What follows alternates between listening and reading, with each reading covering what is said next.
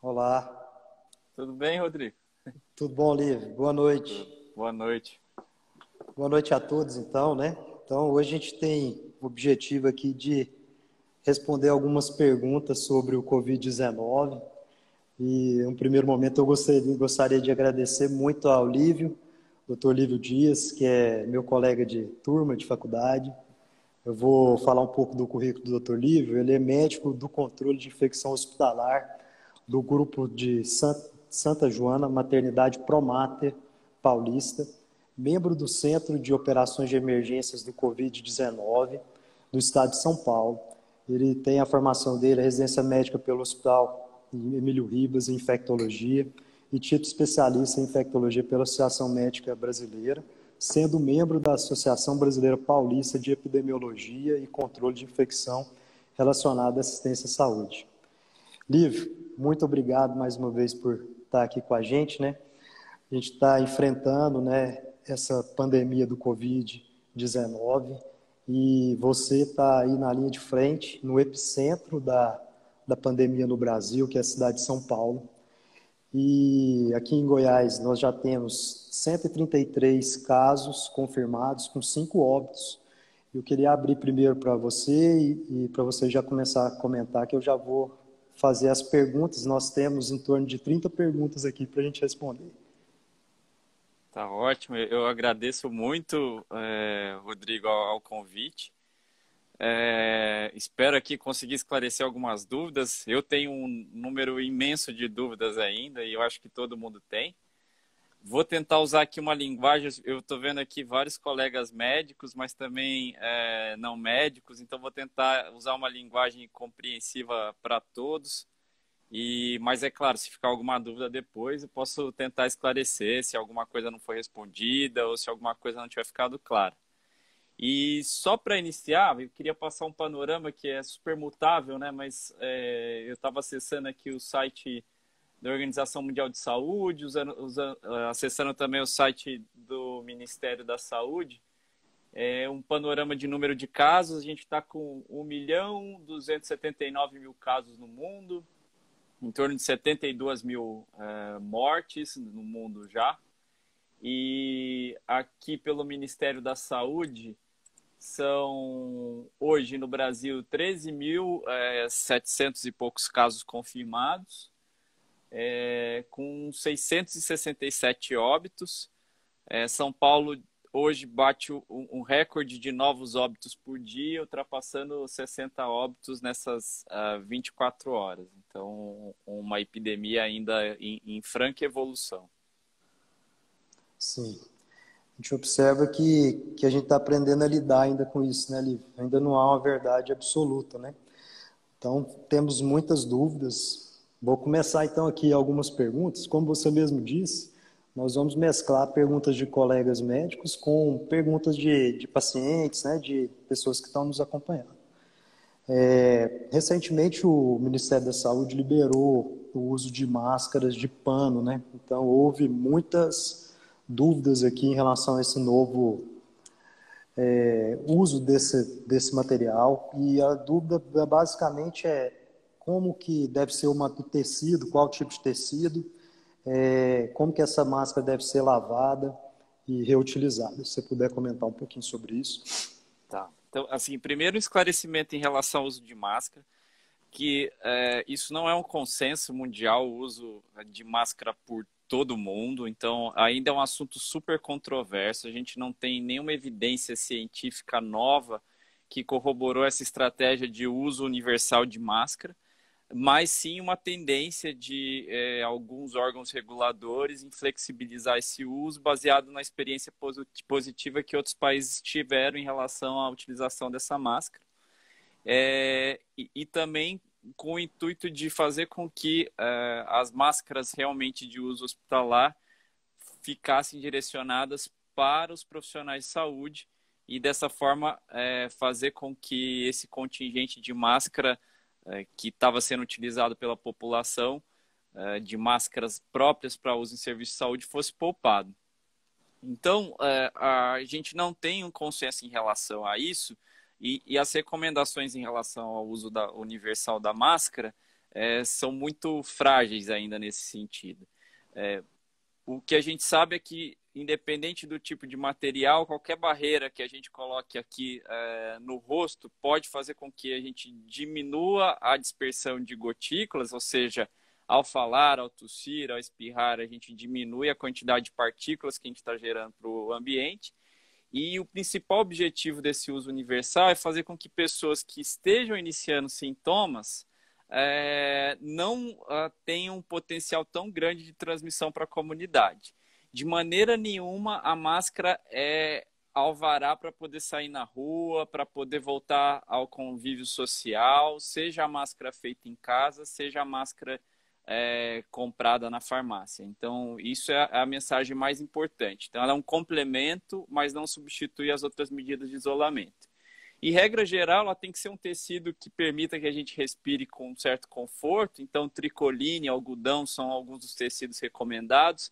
Aquele tecido não tecido, que é um pouquinho mais difícil de encontrar, que é inclusive utilizado nas máscaras de hospital, também pode ser utilizado para a fabricação da máscara. O ideal é que ela tenha 2 camadas, então uma camada interna e uma camada externa. E o uso dela deve ser individual. Então, ela não deve ser compartilhada entre outras pessoas da mesma família, da mesma casa. Então, o uso dela é individual. Pode ser lavada com produtos de limpeza habitual. Então, água e sabão são mais que suficientes para poder lavar uma máscara adequadamente. O vírus não tem esse padrão de resistência muito grande aos produtos gerais de limpeza. E ela deve ter ela deve ser montada de tal forma que ela cubra totalmente o nariz, a boca e vá até o queixo. Então, essas são as instruções para o uso da máscara feita no domicílio, né? Então, o uso da máscara aqui caseira, não hospitalar. Ótimo. Ficou bem claro, né, Lívia? Continuando aqui a sequência de perguntas, eu fiz um apanhado para juntar um pouco, que às vezes é mais de uma pessoa perguntando. Em relação ao isolamento horizontal e ao isolamento vertical, o que tem sido a posição de vocês aí em São Paulo nesse enfrentamento? Qual é a recomendação mais adequada? Comentar um pouquinho do que é o isolamento horizontal, o que é o vertical e comentar a sua opinião.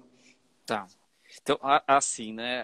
Aqui em São Paulo a gente tem tratado com um certo consenso que o isolamento tem que ser geral. Então, seria esse isolamento horizontal, que atinge todos quase que de uma maneira universal. E o isolamento vertical seria aquele feito apenas com a população mais vulnerável e não com a população que, teoricamente, sairia melhor da infecção, que seriam os mais jovens, por exemplo. Então, a gente liberar os mais jovens para se infectarem e poupar aqueles que são grupo de risco, que tenham doenças, que tenham potencial de complicar ou, de repente, de uma faixa etária propícia à complicação. A gente tem tratado com o isolamento universal, né, aqui em São Paulo, e acredito que essa é a regra na maior parte dos países do mundo, porque o isolamento vertical ele acaba sendo inviável do ponto de vista prático. A gente está falando de famílias que convivem, então, em que é muito difícil você manter o isolamento domiciliar completo. Então, expor alguns jovens à infecção, consequentemente, vai fazer com que você acabe expondo também populações mais vulneráveis. E o que a gente tem aprendido também é que a doença ela é menos letal nos mais jovens, mas não necessariamente ela vai ser sempre muito leve ou sempre muito bem, com uma evolução muito positiva.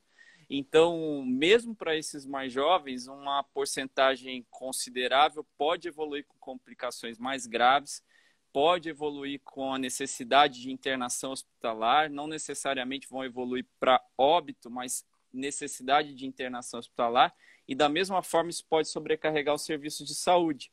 Então, ainda que o desfecho tende a ser mais positivo nos mais jovens, eles podem precisar e precisam, numa certa proporção, de leitos de internação, vão ocupar as unidades de terapia intensiva, então não é uma estratégia que tem sido recomendada. Certo. Aproveitando questão de envolvimento da população. Vocês que estão aí na linha de frente em São Paulo, acreditam que em todas as cidades, por exemplo, aconteceu em outros países, você tem um pico, né, de contágio e depois você tem esse pico tende a descer. Você acha que em menores cidades ou mesmo capitais como Goiânia, em que o isolamento horizontal foi colocado de uma forma mais precoce, ainda assim a tendência é todas elas fazerem esse pico? Como é que vocês têm visto isso aí no evoluir da pandemia? No questionamento também.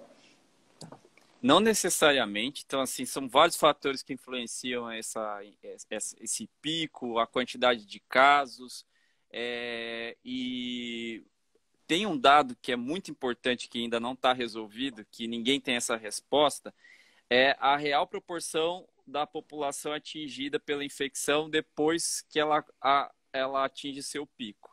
Porque a gente ainda não fez testes do tipo sorológicos. Vou explicar de uma maneira geral para o público não médico, né, em relação a isso. É um teste para saber se a pessoa teve ou não a infecção. Então, a gente está fazendo um teste que é para detectar se a pessoa está com a infecção, mas a gente ainda não tem dados muito concretos em relação a quem já teve, ou seja, quem já passou por essa infecção. A gente está tendo testes agora, mas a gente ainda não tem. Então, é difícil saber exatamente a proporção da população que realmente foi atingida pela infecção nessas cidades e a proporção da população que ainda está suscetível a essa infecção. É bem possível que mesmo nas cidades que foram fortemente atingidas pela infecção, você tem uma proporção enorme de pessoas que não teve contato com o vírus e que tem a possibilidade de evoluir com infecção caso o vírus volte a circular. Então, essas medidas de controle, de uma maneira geral, elas tendem a fazer com que o número de casos seja muito menor e a população atingida seja muito menor. E não é uma questão de, até o que a gente sabe, não é uma questão de esgotamento da epidemia. São as medidas de controle conseguindo diminuir o número de casos, reduzindo suscetíveis ali e conseguindo fazer com que os casos desapareçam com o passar do tempo. Em grandes cidades como São Paulo, grandes conglomerados urbanos, a gente já sabe que esse tipo de epidemia com transmissão respiratória tende a ter um alcance muito maior do que em cidades menores, cidades com uma população rural maior, cidades com menos concentração urbana. Certo. Uma dúvida que tem surgido muito é se a pessoa, uma vez que já foi contaminada pelo vírus, ela adquire imunidade ou ela pode ser contaminada novamente. Já existe uma resposta sobre isso? A gente ainda não tem resposta sobre isso, então não existe uma resposta concreta, mas existe o que a gente sabe do comportamento do coronavírus em outras situações. Então, o coronavírus tende a produzir uma resposta, e até pela característica viral, tende a produzir uma resposta que tende a ser protetora por um período mínimo de pelo menos uns 3 meses. Então, é o mínimo da proteção que a gente espera para o coronavírus. Pode ser, inclusive, que ela seja eterna, então que seja uma proteção para o resto da vida. Isso a gente ainda não sabe. Como a gente tem uma história de epidemia que começou em dezembro e a gente tem só 4 meses de epidemia acontecendo, então essa resposta ela não está pronta ainda. Então, não tem como afirmar nem que essa proteção é definitiva, nem que ela é temporária, nem por quanto tempo ela dura. O que a gente tem visto é que nessas cidades que foram fortemente atingidas pela epidemia, nós não tivemos muitos relatos de pessoas se reinfectando pelo vírus. Alguns relatos muito esparsos e que não puderam ser comprovados de maneira muito forte, porque eventualmente podem representar pessoas que estavam excretando o vírus por muito tempo e foram retestadas e continuavam positivas. Então, sim, a gente ainda não tem essa resposta, mas a expectativa é que pelo menos por um período de tempo de 3, 4 meses, sim, a gente tem essa proteção, talvez seja para a vida toda. Que bom. A gente espera que seja para a vida toda, né, Lívia? Sim, Tem sim. vários questionamentos sobre quadro clínico, né? Assim, pessoas que querem saber se estão ou não no grupo de risco. Sim. Então, eu vou fazer esse apanhado, porque são vários questionamentos. Por exemplo, o Varley Campos é um jovem de 25 anos que já teve 2 quadros de pneumonia prévia e quer saber se ele se enquadra no grupo de risco. Pessoas com diabetes, com asma, algumas pessoas que se julgam ansiosas e querem fazer uma diferenciação da falta de ar, que apesar de não ter tosse, não ter febre, mas eles se sentem oprimidos e com falta de ar. De maneira geral, né, para a gente tentar abordar o maior número de pessoas, como vocês têm recebido os quadros clínicos, quais são os quadros clínicos que devem procurar o atendimento médico, aqueles que não, e os grupos de risco? Obrigado. Tá bom. Bom, o quadro clínico mais clássico que a gente tem visto é aquele com tosse, febre, falta de ar. Essa é a tríade de sintomas no adulto. Então, essa é a tríade de sintomas que não necessariamente precisa estar presente com todos esses sintomas. Então, uma pessoa apenas com tosse, uma pessoa apenas com dispneia ou falta de ar, uma pessoa com febre e que ainda não localizou os sintomas, pode sim estar infectada. Muitas vezes o que a gente vai recomendar, tirando a falta de ar, que é um sintoma que deve fazer com que a pessoa procure o serviço de saúde, é observar em relação ao aparecimento de outros sintomas. Nenhum sintoma é definitivo, nenhum é marcador completo dessa infecção, mas esses seriam os sintomas mais comuns. Outros sintomas, perda do olfato, perda do paladar, tem aparecido em alguns relatos até prévio ao surgimento dos demais sintomas e também pode representar um alerta em relação a isso. Nas crianças, a gente tem visto mais sintomas respiratórios altos, então mais coriza, mais congestão nasal, que a gente não tem visto em adultos. Então, nas crianças, uma apresentação respiratória mais alta, sintomas baixos, que a gente costuma chamar. E nos idosos, a gente não espera a presença de febre em muitos dos casos, então o grau de suspeição tem que ser ainda maior. Grupo de risco para essa doença são especialmente as pessoas com mais de 60 anos, diabetes, hipertensos, com patologias pulmonares, patologias cardíacas. Gestantes não entraram como grupo de risco a princípio, então era uma expectativa que a gente tinha que talvez os quadros fossem mais graves em gestantes. A boa notícia é que até o momento elas têm se comportado como a população na mesma faixa etária, então a gente não tem diferença.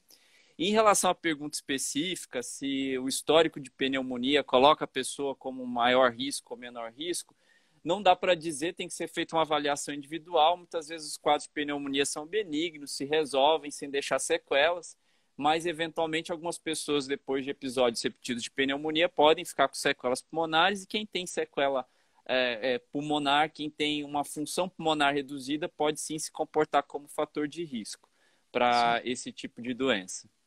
E aproveitando que você comentou um pouquinho de gestante e de criança, o Dr. Frederico Gomes, a Gisele Bueno fizeram esses questionamentos. Como são os riscos para as crianças, para as gestantes? Você lida diretamente com esse público aí. O que vocês têm observado? Então, assim, o comportamento na gestante, como eu já antecipei, parece muito semelhante com o da população na mesma faixa etária, que é bom. Mas é claro, a gestante ela tem algumas características imunológicas diferentes, a limitação mecânica da ventilação, da respiração, então elas têm limitação por causa do crescimento do abdômen, compressão do diafragma em relação à questão da respiração. Então é um grupo que, apesar de não estar se comportando com maior gravidade, a gente tem que ficar mais de olho, então tem que prestar mais atenção. Além disso, as gestantes que podem evoluir com maior gravidade, uma proporção da população vai evoluir com mais gravidade, a gente pode ter um comprometimento do bebê. Então, isso pode acontecer.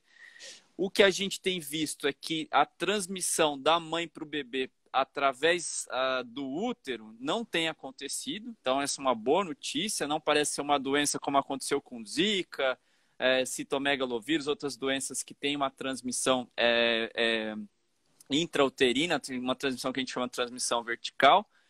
E o comportamento da doença no recém-nascido, esse é uma charada ainda, a gente não sabe como vai ser o comportamento, porque crianças com menos de 2 anos têm um sistema imunológico um pouco diferente de crianças maiores, e pode ser que eles tenham quadros mais leves, ou quadros mais graves, ou quadros diferentes.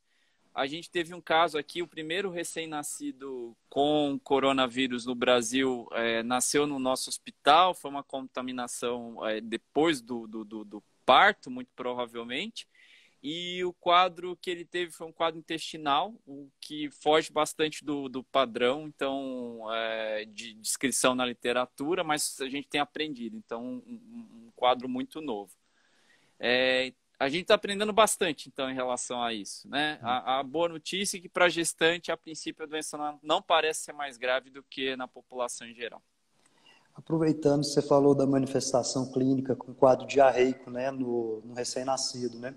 Sim. E já puxando um pouquinho para a gastroenterologia, a gente observou que é observada a presença do vírus em resíduos fecais, em amostras fecais. O que vocês têm observado de sintomas gastrointestinais nesses pacientes, além dos quadros diarreicos? Essencialmente, o que a gente tem visto é quadro diarreico, mas cada vez mais que a epidemia avança, a gente tem observado outras descrições do tipo náusea, do tipo vômito. Tem agora também uma descrição recente de sintomas neurológicos antecipando os sintomas respiratórios ou mesmo sintomas neurológicos isolados. E a gente ainda está tentando entender a razão e qual a proporção desses sintomas. Em relação aos sintomas gastrointestinais, a proporção de acometimento na população adulta não parece ser muito alta. Em torno de 10% dos adultos podem ter algum tipo de sintoma gastrointestinal. Normalmente, ele vai anteceder os sintomas respiratórios. Pensando um pouquinho no que explica essa variedade de sintomas, o receptor do vírus nas células, ou seja, a porta de entrada do vírus na célula, está presente em várias partes do nosso organismo. Então, está lá no trato gastrointestinal, está no coração, está no cérebro, está nos rins. Então, é bem possível que esse vírus, depois que ele adentra o nosso organismo, ele pode alcançar esses órgãos e a variedade de sintomas pode ser muito grande. Então, é essa sensação que a gente tem. E a transmissão oral-fecal, ela já foi descrita na literatura? Ainda não existe. Aconteceu no Japão um caso interessante em que havia uma suspeita grande de transmissão por essa via, mas ainda sem comprovação. Então, o vírus está detectado nas fezes em alguns casos, mas o papel dessa presença do vírus nas fezes na transmissão ainda tem que ser documentado. Então, a gente ainda não sabe a importância disso para a transmissão. Certo. Vamos passar para... Tem várias perguntas. O Paulo Aurélio, a Lorena Costa Almeida e o Dr. Frederico Gomes, o Fernando Vicente, nosso colega de turma, cirurgião plástico lá em Aracaju, todos estão perguntando sobre o uso da cloroquina, da hidroxicloroquina, associada à azotioprina, né? Primeiro, o que você acredita que elas devem ser utilizadas, em qual fase iniciar o uso dessas drogas? E já aproveitando a deixa que a gente vai falar de drogas, a doutora Adriana, cirurgiã pediátrica do Hospital Santa Marcelina de São Paulo, também está perguntando sobre a ivermectina. Você falar um pouquinho dessas drogas? Tá. Bom, então, é o seguinte, acho que é o tema mais polêmico em relação a isso.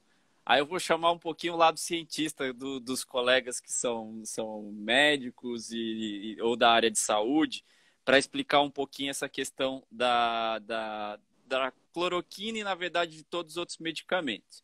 Então, o que a gente sabe em relação à cloroquina e alguns outros medicamentos que estão sendo testados é que esses medicamentos têm sim uma ação in vitro conhecida no caso da cloroquina, ela vai agir contra praticamente todos os vírus RNA, então, pelo mecanismo de ação, ela vai agir em todos os vírus RNA, além de outros agentes infecciosos. E ela tem uma ação in vitro que parece ser significativa, que já ficou demonstrada em algumas situações muito pontuais no passado, para SARS-CoV-1. Então, em 2003, ela também foi testada com resultados relativamente positivos, mas um grupo muito pequeno de pacientes. Então, existe sim uma possibilidade que esse tipo de droga seja útil no tratamento. É útil? Não sei, e acho que até o momento ninguém sabe, porque a gente não tem estudos robustos, apesar de estar se falando muito em relação a isso, a gente ainda não tem estudo que comprove que o paciente realmente vai melhor com a cloroquina ou a azitromicina ou qualquer outra medicação do que não tratá-lo. E o que acontece é que a gente está numa situação em que a gente não tem opções a oferecer para esse paciente e que, pelo menos no paciente grave, parece fazer sentido sim, porque se aquele paciente está evoluindo grave e eu posso não fazer nada ou fazer alguma coisa que pode funcionar, faz sentido sim utilizar a medicação. Em que fase, com qual dose, para Essa é que a pergunta população? da doutora Érica Schau, também geriatra aqui de Goiânia. Em que fase, Isso. né, inicial? Em que Uhum. fase, em qual dose, qual a população que pode se beneficiar, quem vai ter mais malefício relacionado à droga ou não, não tem resposta ainda. Então, se eu falar que é na fase inicial, pelo mecanismo de ação, eu vou estar mentindo. Se eu falar que é na fase mais tardia, eu também vou estar mentindo. Se eu falar que tem benefício comprovado para quem é idoso e não tem benefício para jovem, eu também não vou estar falando a verdade, porque essa informação ainda não foi produzida. Então, a gente vai precisar ainda de muitos estudos, e vários estão acontecendo. Provavelmente, nas próximas semanas, a gente tenha respostas em relação a algumas dessas perguntas, mas essas respostas ainda não foram produzidas. A gente tem dados sugerindo, sim, algum tipo de benefício, por enquanto estudado para pacientes mais graves. Para outras situações não temos, e mesmo nessa população de mais graves a gente vai precisar de mais dados para poder indicar. Isso vale para as outras drogas que estão sendo estudadas também. Como a ivermectina, que também é uma pergunta, né?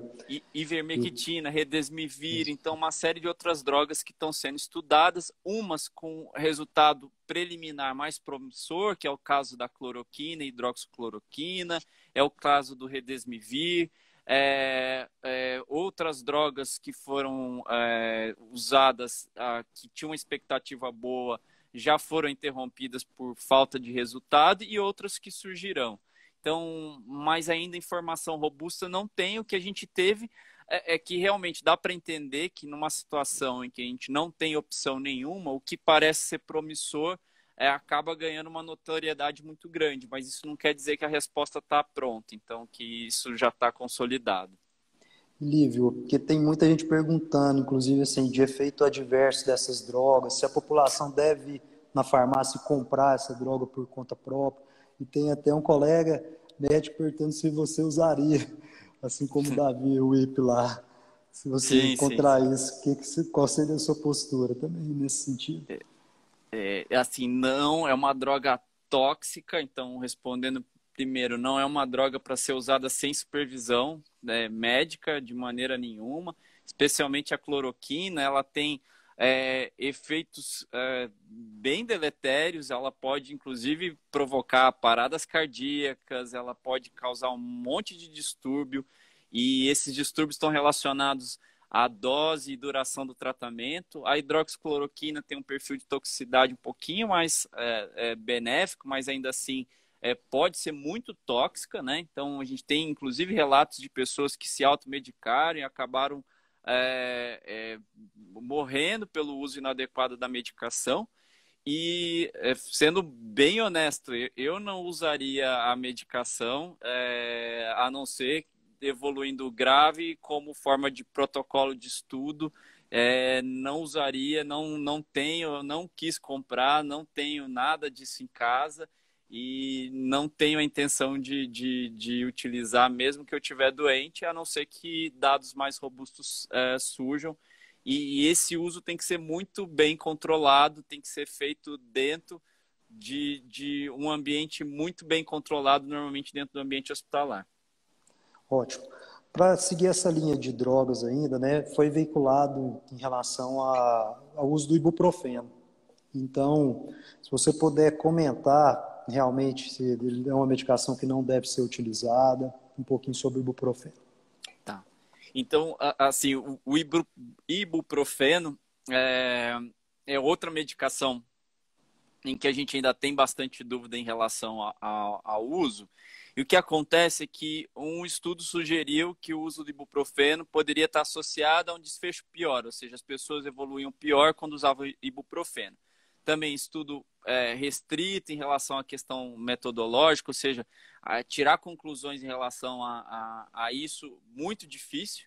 O que acontece com o ibuprofeno é que, como existe a possibilidade de, eventualmente, ele ter malefício, e a gente tem uma série de outras opções para usar, então, nesse momento em que a gente não tem a certeza que ele faz mal ou não, então, preferir algumas outras medicações.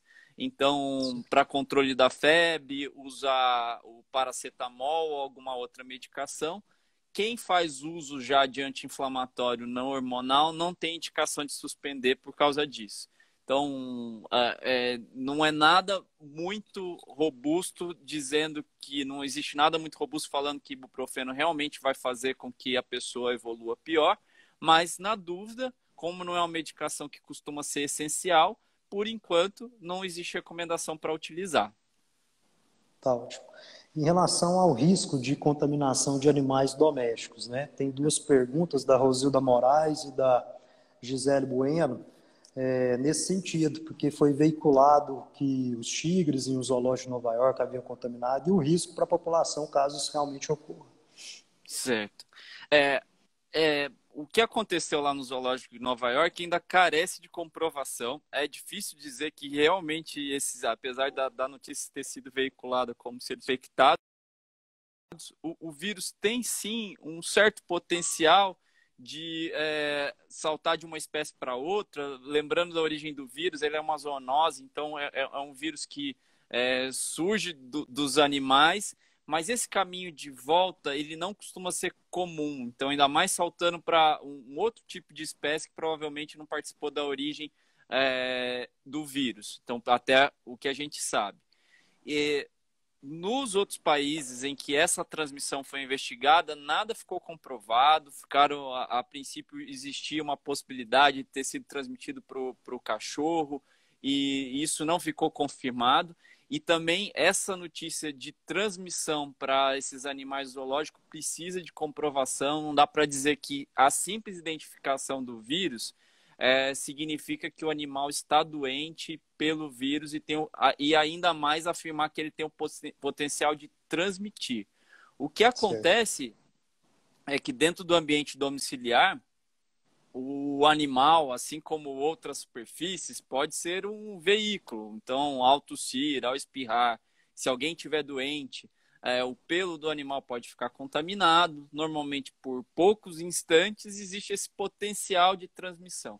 Agora, dizer que o animal pode ficar doente nesse momento não é de maneira nenhuma o que se espera. Então, nenhum cuidado especial em relação a isso nesse momento. Obrigado.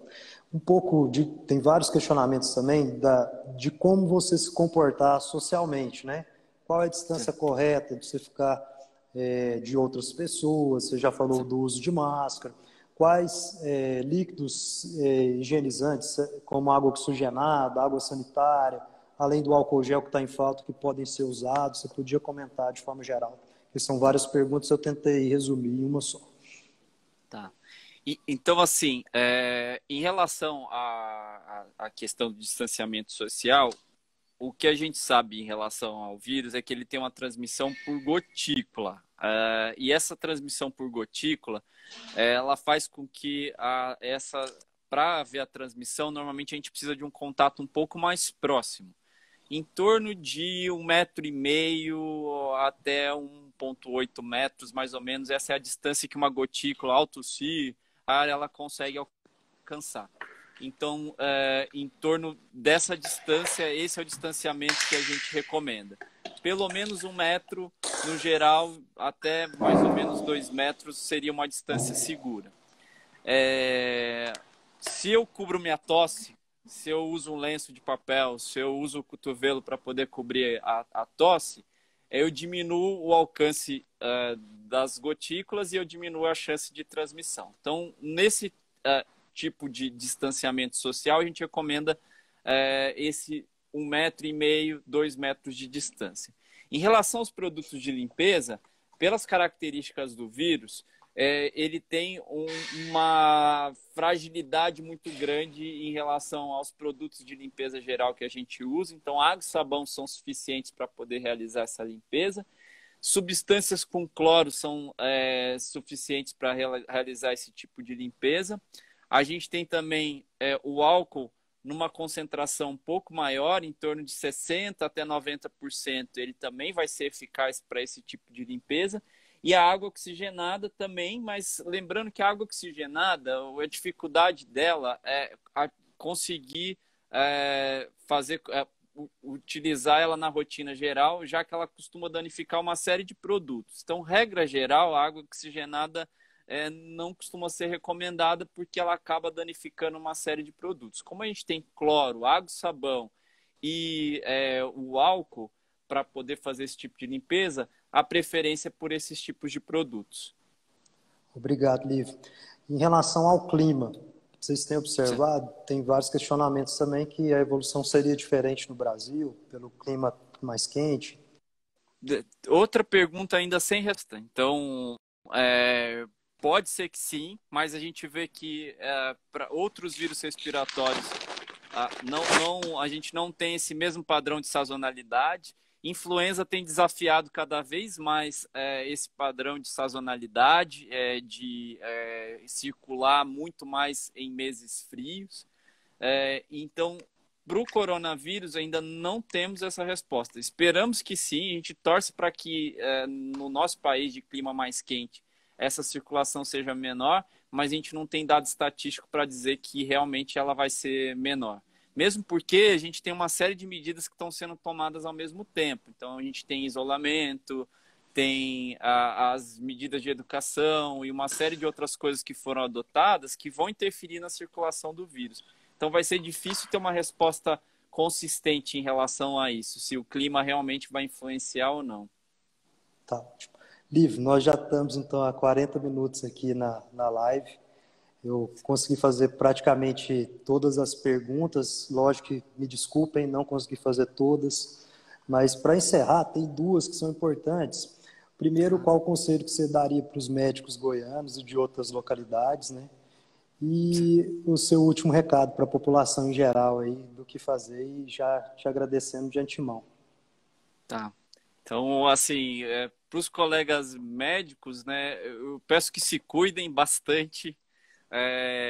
Uma coisa que é muito importante, eu trabalho bastante com controle de infecção e que às vezes é um pouquinho negligenciado, que é a questão da paramentação. Ela não é simplesmente colocar uma máscara, ela não é simplesmente colocar uma luva. A gente sabe que a maior parte das contaminações, os profissionais de saúde se infectam principalmente ao retirar os equipamentos de proteção.